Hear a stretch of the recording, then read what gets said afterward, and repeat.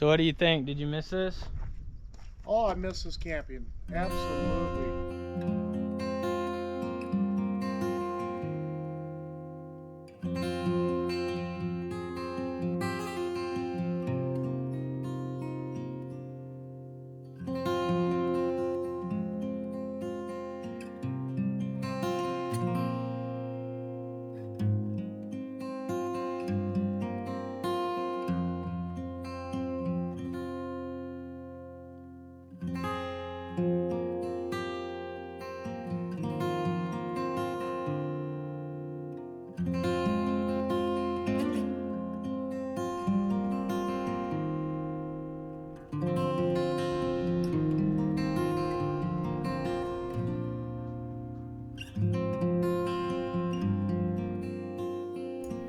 Southern Arizona all the way to southern New Mexico is comprised of a region of mountain ranges known as Sky Islands. These mountainous archipelagos have a radically different terrain as the desert valleys below them, which is what coins the term Sky Islands.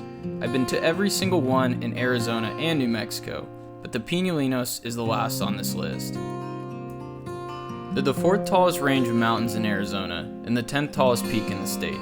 Sitting at 10,695 feet is Mount Graham, and this weekend we're going to try to cover all of it, so stay tuned for this mountaintop adventure.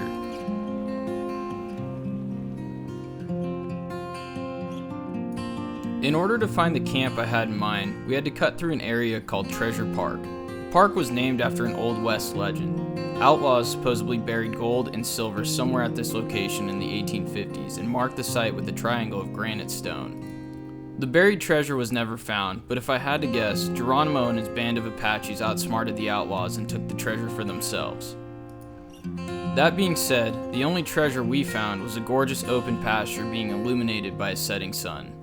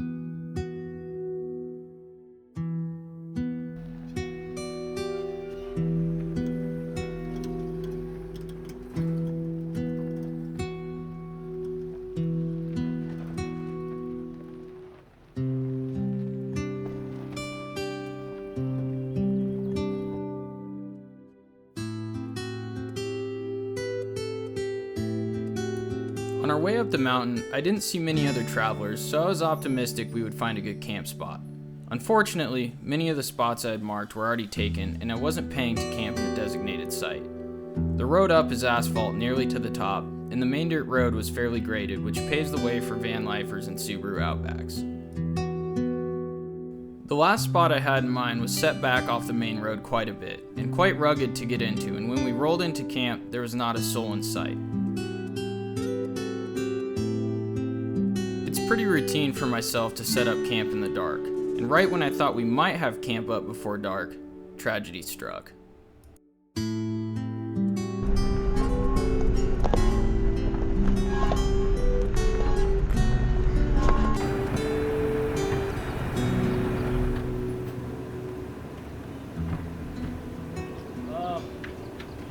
Well, it's almost dark.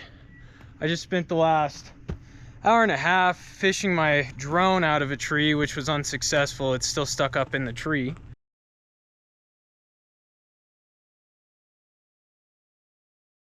But I have decided to bring my #1 channel fan out here, who just so happens to also be my dad, Bill. When's the last time you've been out here? I have not been to the Grand Mountains since I was probably 16 or 17 years old. So it's been over 50 years. but it's beautiful. We lost the drone in the trees tonight, but we will find a way to get that baby down. And you can actually, probably see the you lights can from actually here. almost see the lights. Right, maybe not. I don't know if the GoPro will pick it up. So we'll see if we can get that out tomorrow, but I haven't camped with this guy in ages, so all I had to do is mention fishing and he's out here. But we're gonna get camp set up and get our poles out in the morning. Rocks under, I have a level on my phone, so. Oh, if I go.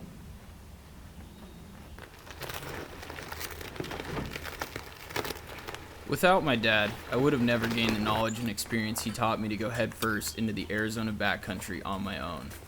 Some of my first outdoor memories were in my dad's 90s Tacoma. I don't remember that truck too well, but I remember when he came home with a brand new Tundra. Now 22 years later, sitting at 320,000 miles, this truck has not only seen the majority of Arizona backcountry, but also many dirt roads that are now covered in asphalt. My dad is a second-generation Arizonan and Tucsonan. He grew up no less than 5 miles from where I live now, ranching, hiking, and hunting Arizona's wilderness since he can remember. I haven't been out camping with my dad in over a decade, so getting him out this weekend is just something really special to me. And maybe, just maybe, he will reignite the flame and get out here with me more often.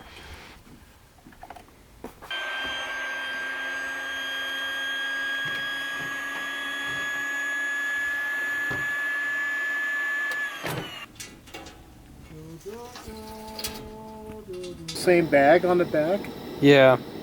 and everything. Here, I'll leave these here for now in case we need them.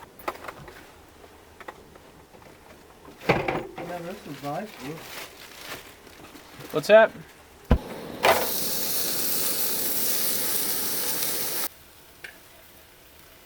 That water doesn't taste very good either.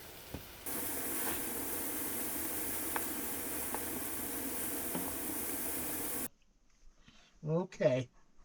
I'll see you in the morning. About as minimalistic as it gets. The way it Easy. is. The way it is. All right. Good night, Dad. Love you.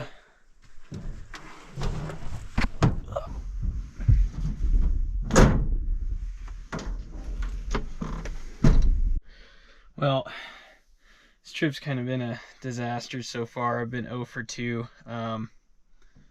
Not only did I crash my drone, these sheets, I didn't take them out after we went to Colorado, and if you saw that video, we got rained on the last day we camped. And I didn't take them out, I didn't dry them off, so they're a little bit damp, they're a little bit moist, and it doesn't matter because it's like 30 degrees up here right now, so I'm just gonna have to deal with it. So I guess don't forget to unpack your stinky sleeping stuff, because you'll be in the same situation I am. But at least dog is comfy, and she sure doesn't care if it's wet.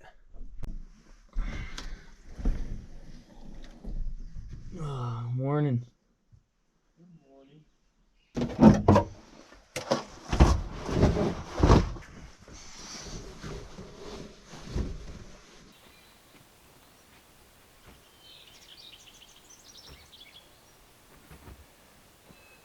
Are you gonna roll that up? I'm just going to flip it back so I can get my ice chest in here. Get your side, please. There you go.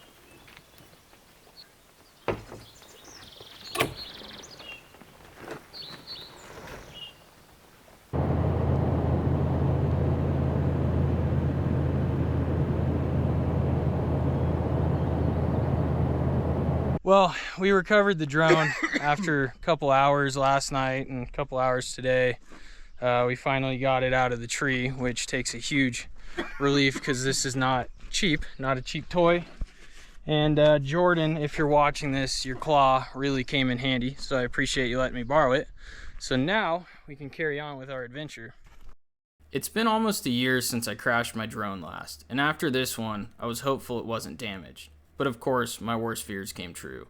Something was distorting the image quality in the camera, so I apologize for the shaky image. For those drone pilots watching this video, here's a suggestion if you crash. Send your drone back into DJI. They offer a very cheap and speedy repair service. It's inevitable when flying your drone that you will crash it, but you know what they say. If you play with fire, you're gonna crash your drone. The Spanish named these mountains the Pinolinos, or Pinery Peoples, after run-ins with indigenous tribes on Marcos Denise's endeavor to find the 7 cities of gold. The range encompasses 300 square miles with 7,000 feet of vertical reliefs, deeming it the most vertical range in the entire state. Wildlife includes white-tailed deer, which we saw many herds of, black bear, mountain lions, and trout in Riggs Flat Lake. There's even Douglas fir that have survived up here and date back to almost 1,000 years. The Yavapai people thrived in this area for nearly 800 years before the Apache migration wiped out the tribes. The Coyotero Apaches believed the mountain range was the land of the gods and they worshipped it. On the southwestern slope near Fort Grant, a massacre of nearly 140 Apache women and children took place at the hands of the US government, and it's something I will cover in a future video. In 2017, the Fry Fire scorched the Pinolinos. Within 1 month, nearly 50,000 acres were burned.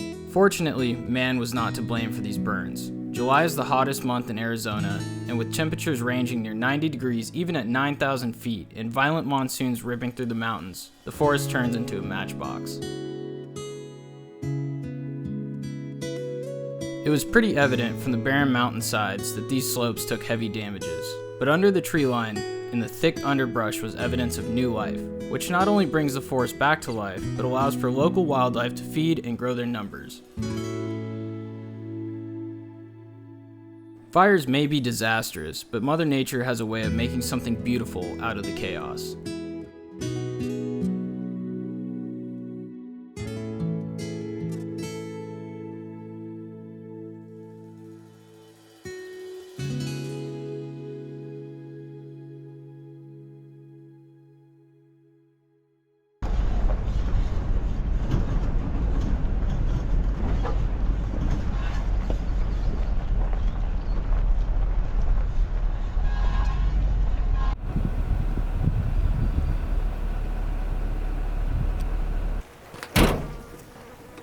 These deck boxes make for really good fishing pole storage. Perfect.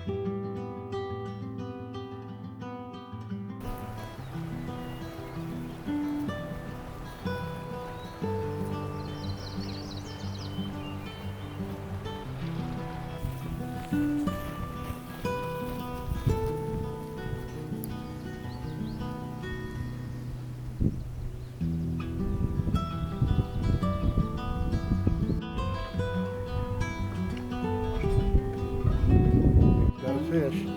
Good girl. Oops, drop it. Fetch him.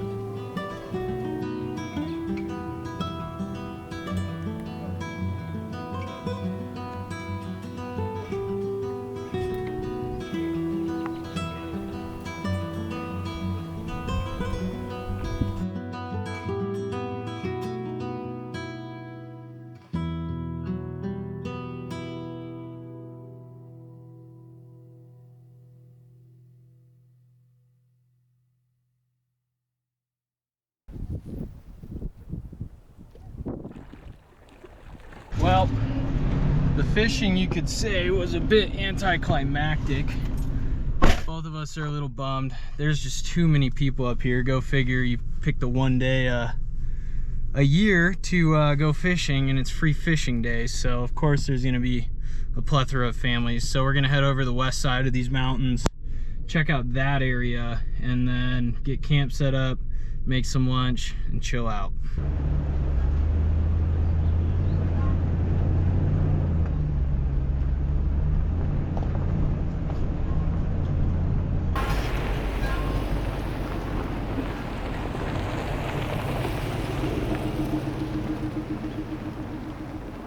The Pinolinos are a stunning mountain range and very similar to the Catalinas north of Tucson. Not only similar in aesthetics, but similar in crowd sizes. People retreat from the scorching desert valleys up to the pines to relax. Arizona is a place where the destination in mind is where the temperature drops. I was hopeful that we might find a road to click over that 4 low button, but unfortunately, there was no such road. This place is more of a destination for a weekend outing, and not so much of an overland adventure, but that's okay. This weekend, I was just looking to find a cool spot to catch up with my pops and get him back into the camping groove, which I think was a success. Like I said, this old Tundra has seen it all. Still as reliable as the day he bought it, my dad doesn't fear getting down on some tight Arizona trails and scratching it up. It goes to show you that you don't need the fanciest rig to get out and have a good time. I'm not one to talk, but seeing him get out and get back to basics really gives me a wholesome feeling.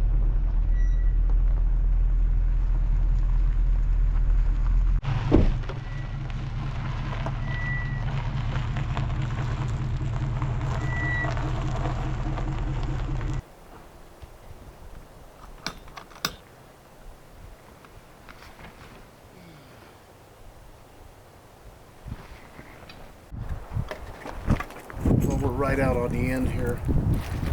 Yeah, So it's you got salami.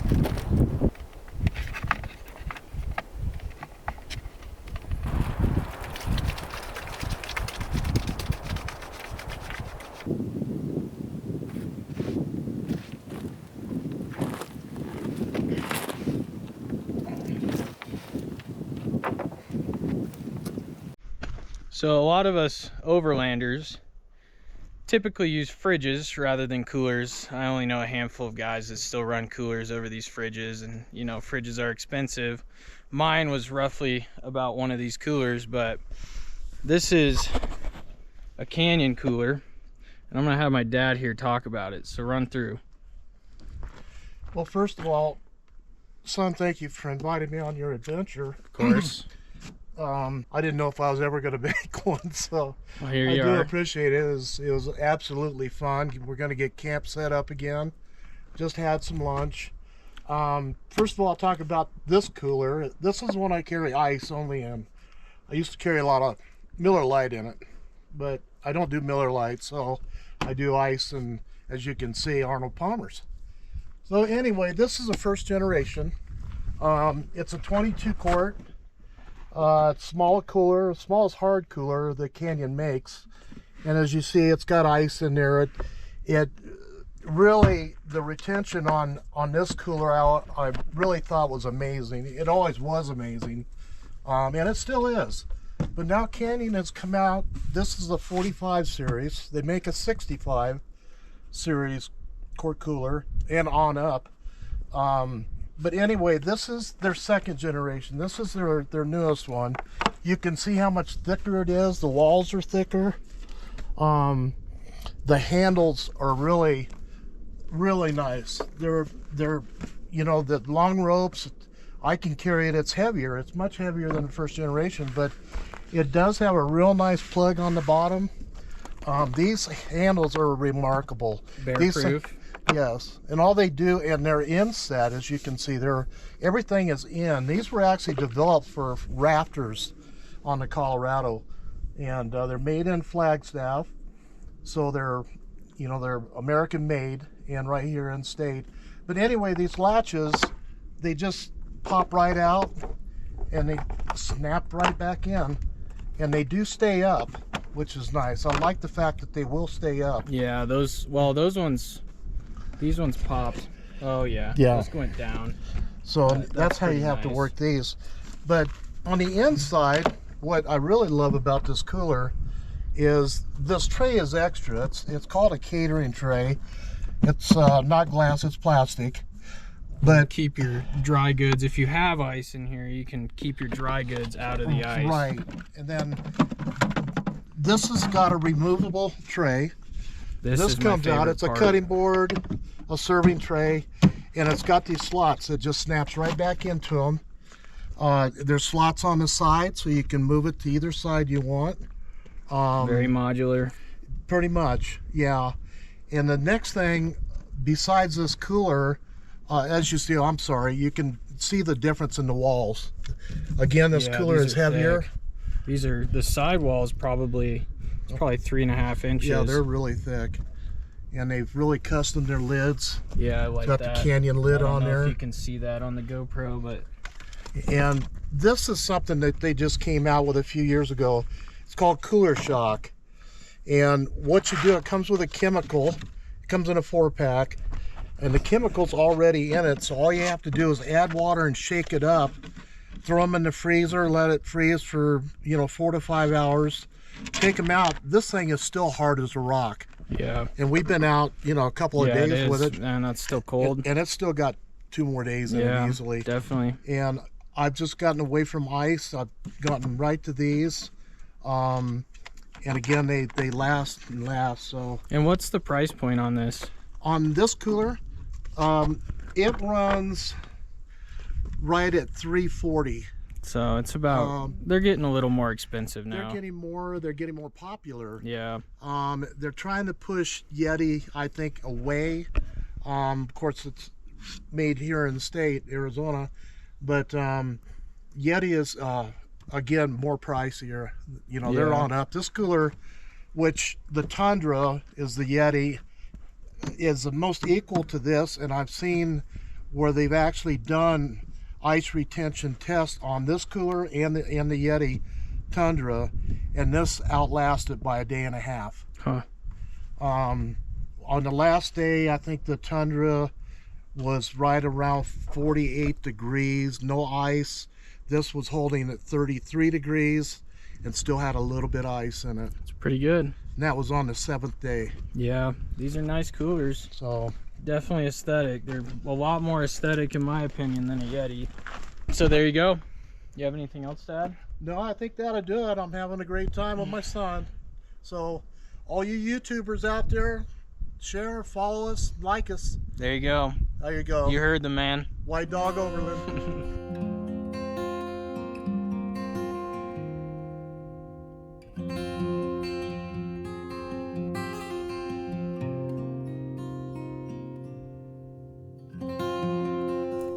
We had a great spot to finish off our weekend outing. The view towards the Mogollon Rim was stunning as the thunderheads began to build. I decided it was time to hang up the camera and not burn my dad out on the whole content creator routine of filming every moment. That being said, I hope you all enjoyed the video, and if you're not yet subscribed, just take a moment to do so. I really appreciate all the new viewers to my channel and the ones that are still around cheering on my travels.